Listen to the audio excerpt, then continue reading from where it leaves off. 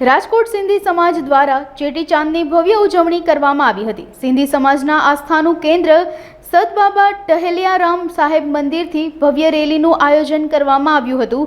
આજનો દિવસ સિંધી સમાજ માટે ખૂબ મહત્વનો દિવસ હોય છે। ભક્તો આજે દરિયા કિનારે દીપ પ્રાગટ્ય કરી અને દીપના સ્વરૂપમાં ઝૂલેલાલ ભગવાનને પ્રજ્વલિત કરતા હોય છે। લોકસભાના ભાજપના ઉમેદવાર પરસોત્તમ રૂપાલા ચેટીચાંદ મહોત્સવમાં ઉપસ્થિત રહ્યા હતા। પરસોત્તમ રૂપાલાએ ઝૂલેલાલ ભગવાનના દર્શન કરીને ચૂંટણી પ્રચાર શરૂ કર્યો હતો। નમસ્કાર, સૌથી પહેલાં તો હું શિવસેના પ્રદેશ પ્રભારી જીમીભાઈ અડવાણી સમગ્ર સિંધી સમાજ અને હિન્દુ સમાજનું નૂતન વર્ષ એટલે ચેટીચાંદના પ્રસંગે આપ સૌને અભિનંદન આપું છું। આપ લોકોને જણાવતા ખુશી થઈ છે કે રાજકોટમાં આજે અહીંયા ગાયકવાડી ખાતે રાસલીલા ક્લબ દ્વારા ભવ્ય બાઇક રેલીનું આયોજન છે, તેમજ રાજકોટમાં 12 થી 15 જગ્યાએ સમગ્ર સિંધી સમાજના જુદા જુદા આયોજન રાખેલ છે।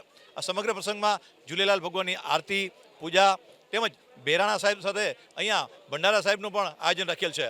આ પ્રસંગે તમામ સિંધી સમાજ પોતાના ધંધા બંધ કરી અને પોતાના પરિવાર સાથે આ સમગ્ર આયોજનમાં ઇન્વોલ્વ થઈ અને નવા વર્ષની ખુશી અપનાવી રહ્યા છે। આ પ્રસંગે ફરીથી આપ સૌને અભિનંદન। જય જય ઝૂલેલાલ। આજના દિવસનું મહત્ત્વ એ છે કે જ્યારે અનિષ્ટોનો સમગ્ર સમાજ પર ત્રાસ હતો ત્યારે જે ભક્તો હતા એણે દરિયા કિનારે જઈ અને ભગવાનની પૂજા કરી કે હે દેવ, તમે અમારી રક્ષા કરો। ત્યારે વરુણદેવ દરિયામાંથી પોતાને પ્રગટ થઈ અને એને જે અસુરો હતા, અસુરો શક્તિ હતી, એનો નાશ કર્યો હતો।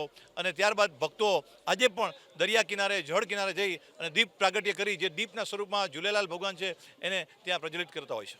સિંધી સમાજના લોકો માટે એક જ સંદેશ છે કે જે સિંધી અસાઈ મીઠી બોલી એને કાયમ રાખે અને સમગ્ર ગુજરાત સહિત ભારતભરમાં સિંધીઓએ જે યોગદાન આપ્યું છે એ સલામ છે, એ આવકારલાયક છે। એટલે આપ સૌને અભિનંદન।